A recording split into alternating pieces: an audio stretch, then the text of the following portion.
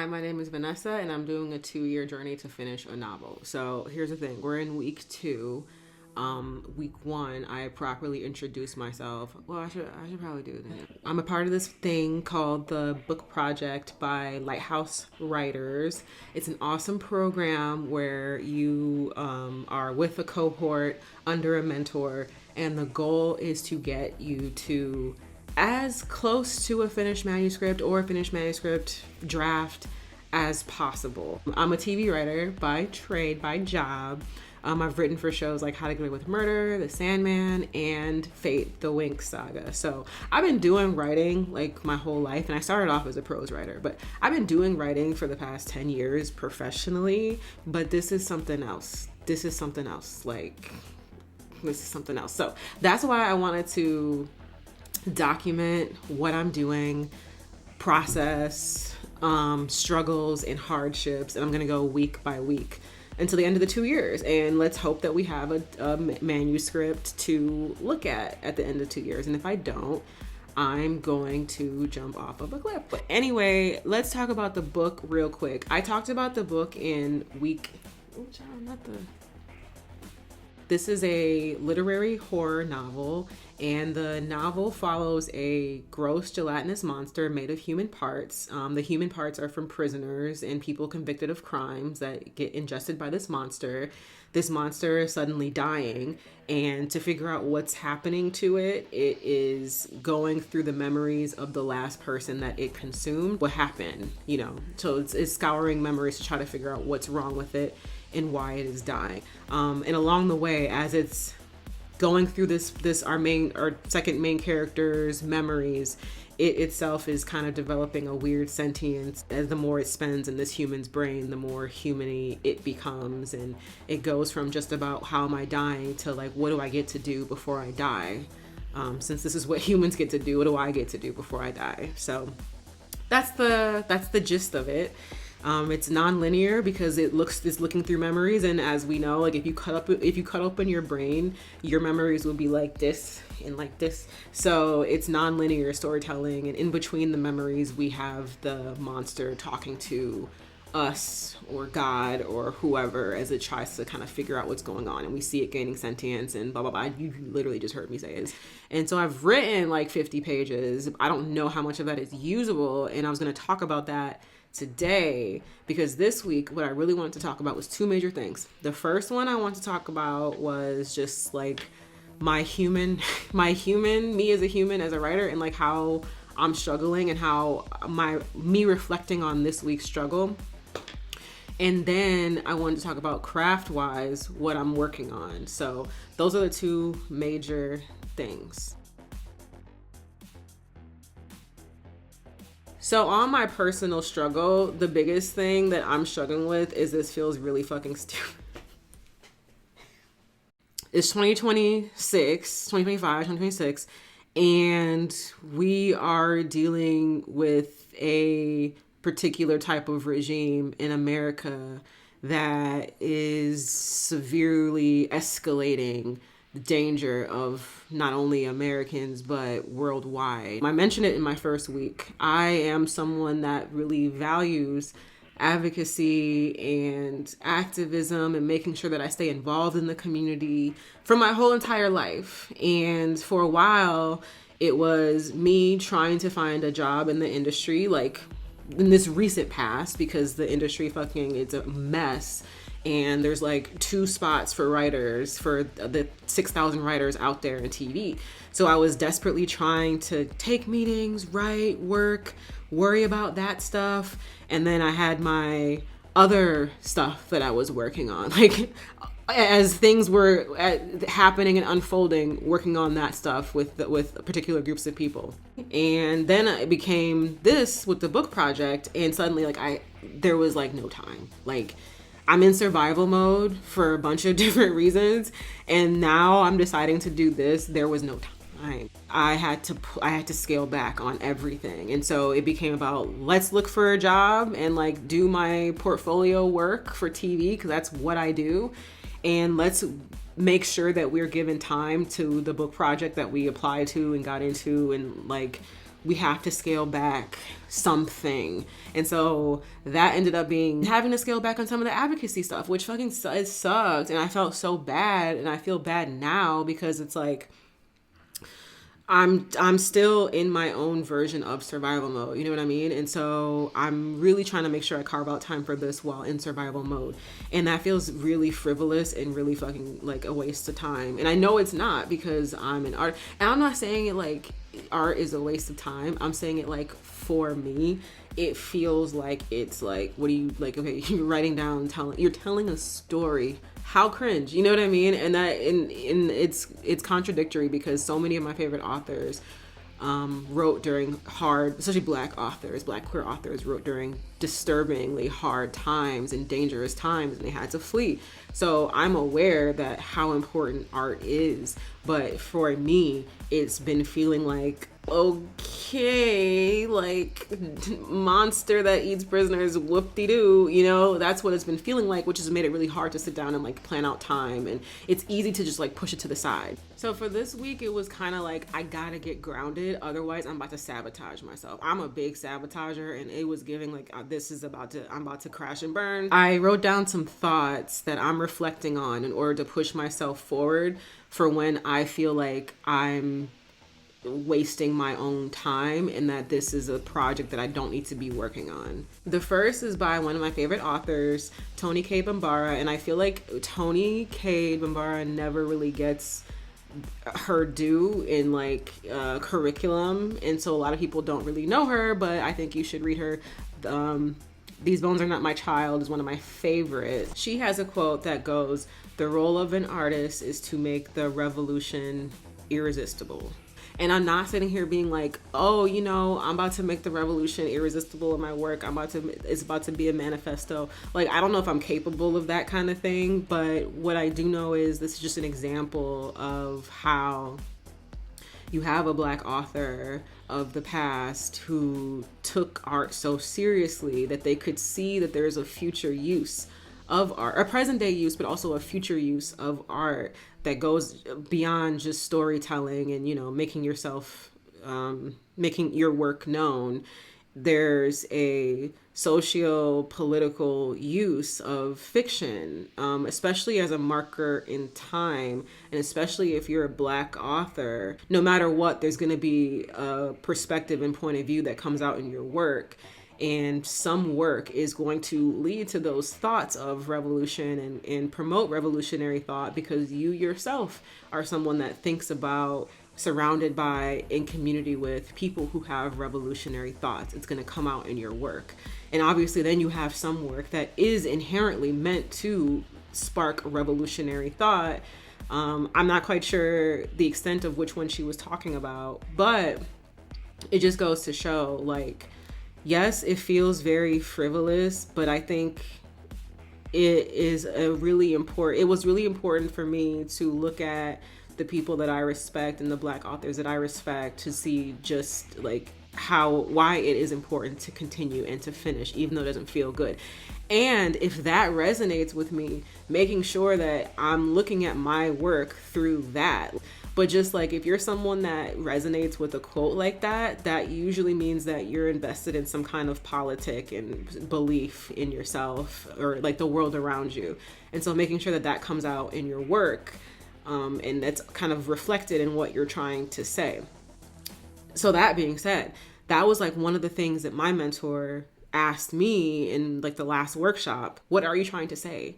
And it's not like, you know, you need to be provoking some original thought, but what do you want the audience to take away from your point of view? And today we're talking about point of view in general, so it kind of works, but like, what is your point of view, and what are you trying to say, and why are you telling the story? I'm trying to say something. So what am I trying to say? And when I get to a point in my life when I'm like, this is fucking stupid, like, well, you were trying to say something. Like, in a time where you don't have all the control, you can do as much as you can with like mutual aid, you can show up. But in a time where you really don't have that much control, what you do have control over is what you're trying to say and how you're trying to say it. And this is just the medium that I chose.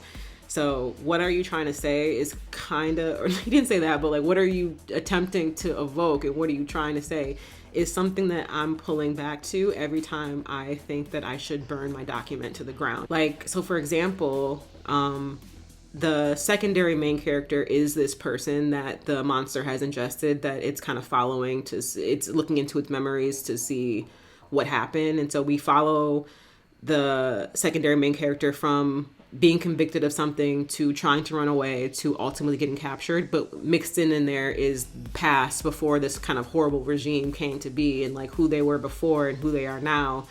And I'm reflecting on survival with this character. They have some really toxic ways to survive, a lot of delusions of grandeur, a lot of individualism to survive both before and after, and that especially after, it really proves not to work in order to survive and get away, because to get away you need access to a community that can help you, and she don't got that access, so she ends up into some shit that she shouldn't be in. So I'm not gonna but you kind of see that, like, no matter what, there's a politic behind the character and choices. And so making sure that I'm grounded in that, I think, as I'm telling my stories, hopefully that keeps me pushing even as things continue to be what they are. So that's that. These are things that I'm going to be grappling with, and I know I'm going to be grappling with for the entirety of these 2 years. It is what it is. It is what it is. As long as we can keep going forward. But I'll keep thinking on this, and we'll see how that evolves in the next 8,000 weeks. Before we go to part 2, I want to stop and do some little outside vloggy stuff. I know we talked about going outside less in part 1, but I had some really cool stuff that I did over the past few weeks right before I took some time off for the break. So here's some outside stuff. We got music, dancing, art, karaoke, friendship, just stuff that I need to stay alive in general. So I thought I'd share, and then we move on to some craft stuff.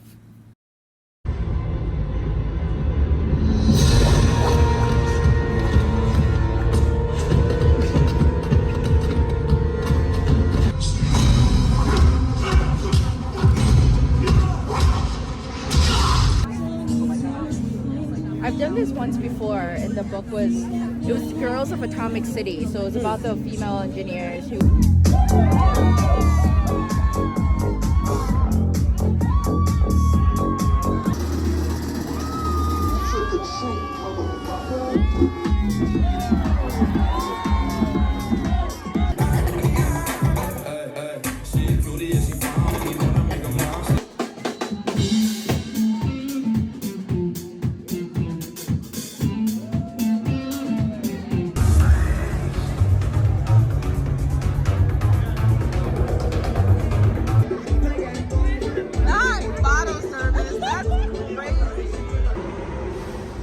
taking the class at UCLA.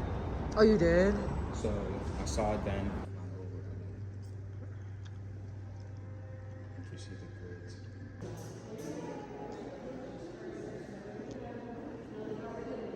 I can't hold on to me. Wonder what's wrong with me. Let me on. So part 2, I kind of want to just talk about crafty issues and crafty thoughts for this week. And I mentioned it earlier, but this week I'm talking about point of view. Well, narrative strategy in general, but for this week it's point of view, because point of view is like so major for my piece. It's major for everybody, but it's really major for my piece because I'm doing objective point of view, which is kicking my ass. As I mentioned, my story is non-linear. This monster is going through the memories of this secondary main character that it's eaten to try to figure stuff out. The major thing was trying to figure out, how do I tell that story? How do I tell the story? It's not just about the memories. It's about somebody observing the memories of someone else. And so as we're reading about the memories, we're reading it through the eyes of someone who's observing the memories of someone else. Does that make sense? So I went into it being like, okay, I'm going to do first person in these memories because it's a memory and we're dropped in, and it's kind of like, oh, it's me, this is what I feel, this is what I think. But I got pushback from my mentor that it didn't feel like if we're gonna do this weird shit, let's like kind of really explore access and like how much access does this monster need. Like if you do first person, you're giving them access to everything. Why? If you do third person limited, you're still giving them access to all of our secondary main characters' thoughts and emotions and feelings. Why? Especially if you're dealing with a monster that doesn't really understand humanity. Feeling and emotion is a physical thing. So if you have someone that's observing memory, sure, they can kind of gather what the feelings and emotions are, but they will never be able to fully understand it. And they're not going to see words that appear that's like, everyone else is sad. Like, that's just not how it is. And so I was challenged to look at an objective point of view, particularly for a large portion of the novel, outside of when the monster's kind of like when the monster is thinking and observing and evoking and trying to figure out who it is. For the majority of like the kind of plotty stuff, it's objective narration. So if you don't know, let's talk about third person, because this falls under third person narration. So third person is when the story is told through the narrator, author. It's not necessarily told like first person, which is the story is told through the character. Editorial omniscient, whatever. And that's basically like the narrator is kind of God, and it has access to everybody and everything. I know what I'm thinking. You can read what this character's thinking. You can read what this character's thinking, how they feel, what their emotions are. Like, you have access to everything and everybody. And then there's the limited third person, which is the narrator only has access to one character at a time. But you still get access to what they're thinking, what they're feeling, their emotions. My reasoning for trying the limited third person was that, okay, this is a version of the story where, yes, the monster is looking at the memories, but the monster is telling us the memories. And so it's okay if and again, it's like, but that's not how memories work. Like, the monster would not have access to all of these thoughts, feelings, and emotions because it is watching a memory unfold. So we landed on objective. An objective point of view is in third person, obviously, but it's kind of like a bird's eye view. You are very limited in what you have access to. You are restricted to the external facts of a scene. It's very similar to, if you do write screenplays, it's very similar to a screenplay. In a screenplay, you don't write, and then the character cried themselves to sleep because they were sad and inside they were thinking this. Some people do, I know, but like if you like read Save the Dog or Save the Cat or whatever, this is like a basic screenplay rule. So objective kind of follows those rules a little bit, where the narrator doesn't have access to those internal things. All it has access to is what we're seeing. Like, that's it. And there's no opinion making about it. Because, sometimes in like third person, the narrator can kind of make opinions and judgments, or like kind of weirdly insert their thoughts or their summary about something. In objective, the narrator you can't say none of that shit.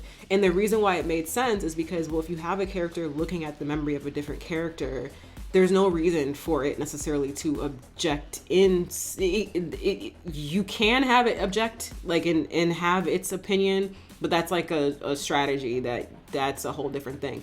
But just for the sake of just plain point of view without all the extra bells and whistles I'm gonna do, the monster is nothing, it's just watching and then absorbing. It doesn't have access to the part of the body of our main character that would be able to show it how it, that's the thing, you see what I'm saying? It's like about showing it how it feels versus telling it how it feels. And so since the memory is showing the monster how it feels, all it can do is show us how it feels. Does that make sense? It doesn't matter if it doesn't, I gotta do it anyways. It can't really understand human emotions, so it can't really make calls about what this character is feeling. All it can do when it comes to objective, all we have is the action and the lens. So I would think about objective narration, or I'm thinking about objective narration as like a camera lens. Like you all we have is what we're seeing, and we can point the camera up or down. Like, I don't have to keep the camera on the main character. I can point the camera over here, and I can show a dead raven that's fallen from the sky, that's during a red sunset. That evokes a feeling without telling us how to feel. That evokes a tone. So then when I'm over here with the character and they're sweeping their porch, a character sweeping their porch where the raven has died nearby and the sun is red is a whole tone, versus we're watching the aftermath of a dead crow, and we're watching the mom caress its child, or I don't know what crows do, they don't caress, but we're watching the mom rebuild their nest, and the sun is a light crimson, and it's that kind of now changes the tone of what the character is doing, but without us getting the inside information of the character telling us how it's feeling, if that makes sense. And the key is, even when my camera is pointed at the raven who's died and fell out the nest, the narrator can't give an opinion on that. The narrator can't give us more than what we have seen. So the narrator can't say, the raven has fallen out of the thing, it hits the ground and it squeaks for its mother one last time. No, because we don't know if it's squeaking for its mother. We can say that it squeaks one last time, but we can't infer what the squeak is for. Does that make sense? Like, it's like little stuff like that makes objective really hard, but really beautiful, because it gives the onus to the reader to understand what the emotion is. So if we're only given action in certain points of lenses, you as the reader kind of has to pick up what the tone is and what you're supposed to be feeling and what the character feels. You're not being told that. So in my story, we're doing that, and then we jump to first person in between these memories, where we can have the monster kind of act as that I'm trying to decipher what the fuck this means and what the fuck this means for me. You know what I mean? So we get a bit of a breath away from the objective and we go into a first person that can kind of be the us. So yeah, working with this impartial, fly on the wall type of point of view has been difficult. But like, okay, so here's like a loose example as far as, so that's, you can evoke tone. As we know, we can move the camera lens around to evoke tone. What do we see in the setting? Even in like the setting, what are we zooming in on? That's fine. Do we zoom in on an ant croaking? And then obviously we use character action, and because we don't have access to what the character is thinking in their head, that can be a little bit difficult, because you could be cleaning the countertop and in your head jumping for joy because you just won the lottery, you know what I mean? And not show that, because you're not a character that shows a lot of emotion.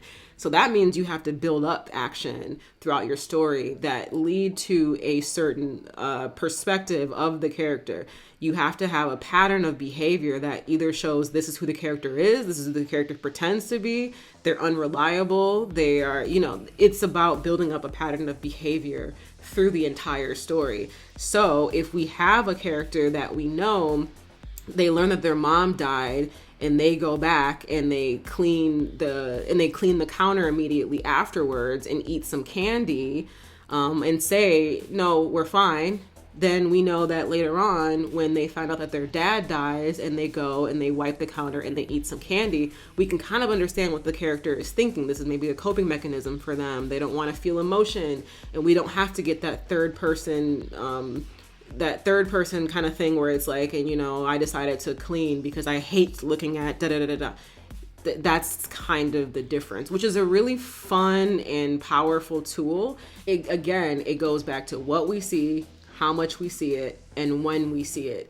Those three things, which are all objective, how, what, when, can give us as much information as we need. And even though you can't be internal with your character, the cool thing is we do have access to outside of the character, which tells us a whole lot. So if there's a difference between, here's two different scenarios.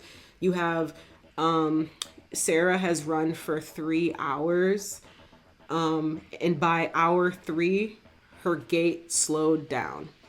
And then you have Sarah has run for 3 hours, and by hour 3, she could run for only 3 seconds and then walk. those are kind of two different things. Like we have kind of a hobbling, and we have someone that's just slowed down. And that sounds very small, but that tells us two different points of information. One kind of just tells us, oh, she's a little bit tired. The other one is telling us the girl might be about to pass out. If it's a headache, the lens might look at the sun, because we know that sun hurts your head. But if it's a migraine, it might be on the sound of something, because we know any little small, it might be the sound of a bell outside, because we know sound itself can be very triggering to a migraine. So that's my yap on objective. It's been really hard, and a lot of the stuff that I was doing in my workshop was completely changing the pages that I wrote to go into an objective point of view from these memories, and making sure that I wasn't, you can do what you want, I can do what I want, but I had to set the rules and stick to them. I really hope that the rules don't change that much, because then that means I'm gonna have to do this all over again, and I literally, like, I can't. So that's pretty much it for that. All I want to do now is work on my schedule. Now that I'm done with my major screenplay thingy, I have mornings open. I usually write in the mornings to the afternoon. So I'm thinking like between 10 and 2, depending on if I have another job that comes up, then I would have to kind of push a lot of this writing from the weekend. But I'm thinking like 10 and 2. I have my coffee shops that I go to. I have these tables that I sit at every single time where I can lock in.